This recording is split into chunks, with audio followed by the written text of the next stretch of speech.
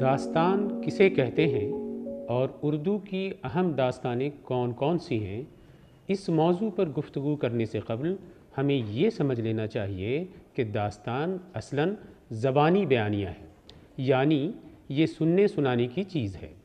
لکھی ہوئی داستانوں میں بھی زبانی بیانیہ کے اصول ہی کار فرما نظر آتے ہیں۔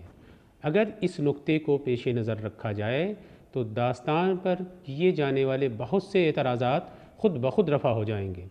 اعتراضات اس لیے ہوئے کہ داستان کو زبانی بیانیہ کے بجائے تحریری بیانیہ کے اصولوں پر جانچنے کی کوشش کی گئی، اور نتیجہ یہ ہوا کہ اس میں متعدد خامیاں نظر آنے لگیں۔ ہر صنف کے اپنے تقاضے ہوتے ہیں اور اسے انہی تقاضوں کی روشنی میں پرکھا جا سکتا ہے۔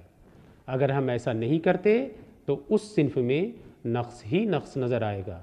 یہی وجہ ہے کہ جب داستان کو ناول کی کسوٹی پر پرکھنے کی کوشش کی گئی تو اس کے فوق فطری عناصر بھی زد میں آ گئے اور انسانی کردار بھی غیر حقیقی معلوم ہوئے۔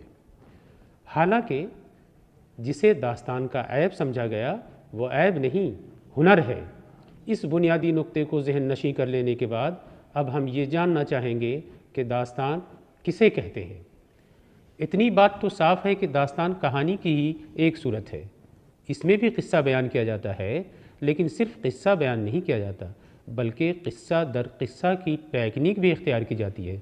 زبانی بیانیہ کا حسن، زبان و بیان کی لطافت، تخیل کی لامحدود وسعتیں، رزم و بزم اور حسن و عشق کے معاملات، عقل کو حیران کر دینے والے واقعات، مثالی کردار، حال کے بجائے ماضی کے حوالے سے زمانی بود، دلچسپی اور طوالت پیدا کرنے کی شعوری کوشش تقریباً تمام داستانوں میں کم و بیش نظر آتی ہے۔ مثلاً دکن کے ملا وجہی کی سبرس کو ہی لیجئے۔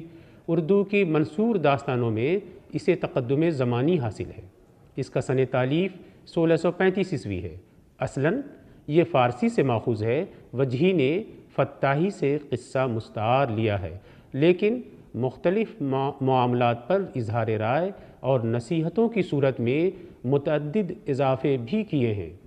عقل، عشق، حسن، دل، نظر، ناز، غمزہ، مہر، رقیب، غیر، توبہ وغیرہ اس تمثیلی داستان کے اہم کردار ہیں۔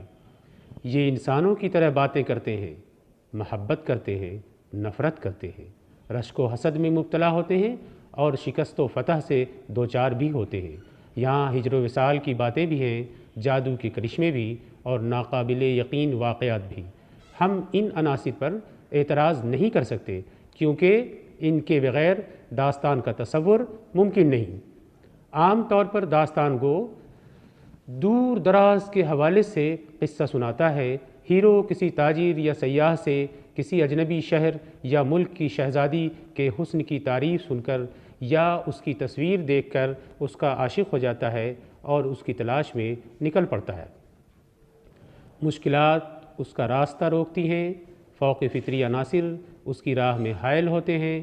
کبھی کسی دیو سے اس کا مقابلہ ہوتا ہے، کبھی کوئی جن سامنے آ کھڑا ہوتا ہے، کبھی کوئی پری اس پر عاشق ہو جاتی ہے، کبھی کوئی جادوگر اسے اپنا شکار بنانے کی کوشش کرتا ہے۔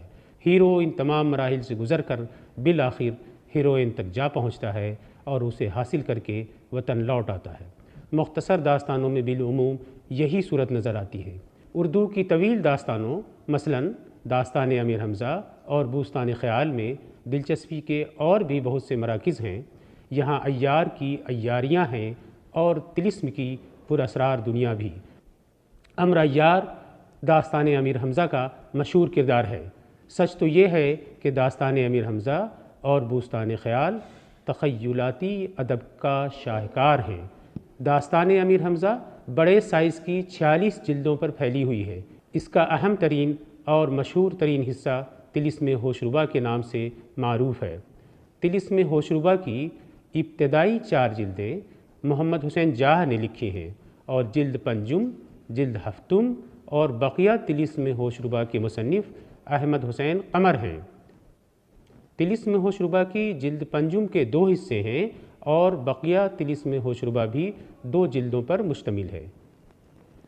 کہنے کو داستان امیر حمزہ فارسی سے ماخوذ ہے، لیکن سچ تو یہ ہے کہ ہمارے داستان گویوں نے اس میں اتنے اضافے کیے ہیں کہ یہ خالص اردو کی چیز بن گئی ہے۔ اسے تالیف یا ترجمہ نہیں، تصنیف کہنا چاہیے۔ اردو میں داستان امیر حمزہ کی 46 جلدوں کو یکے بعد دیگرے شائع کرنے کا فخر لکھنؤ کے منشی نول کشور کو حاصل ہے۔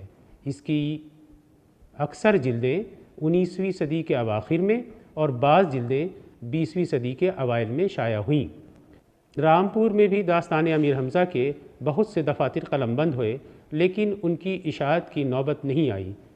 اسی لیے جب ہم داستان امیر حمزہ کی بات کرتے ہیں تو لکھنوی ایڈیشن ہی پیش نظر ہوتا ہے۔ امیر حمزہ، امر عیار، اسد، ملکہ بہار، افراسیاب، لقا، بختیارک وغیرہ اس طویل داستان کے مشہور کردار ہیں۔ زبان و بیان کے لحاظ سے بھی داستان امیر حمزہ قابل ذکر ہے۔ یہاں سادہ و سلیس نثر بھی ہے اور پرتکلف عبارت آرائی اور رنگین بیانی بھی۔ بوستان خیال بھی داستان امیر حمزہ کی طرح ایک طویل داستان ہے۔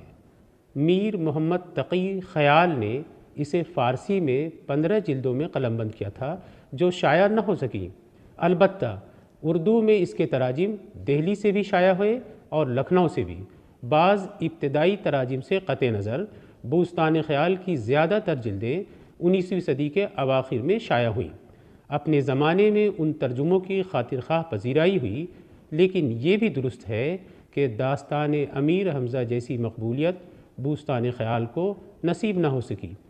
معیز الدین، شمسہ تاجدار، خورشید تاج بخش، شہزادہ بدر منیر، ابوالحسن جوہر، جمشید خود پرست وغیرہ اس داستان کے اہم کردار ہیں۔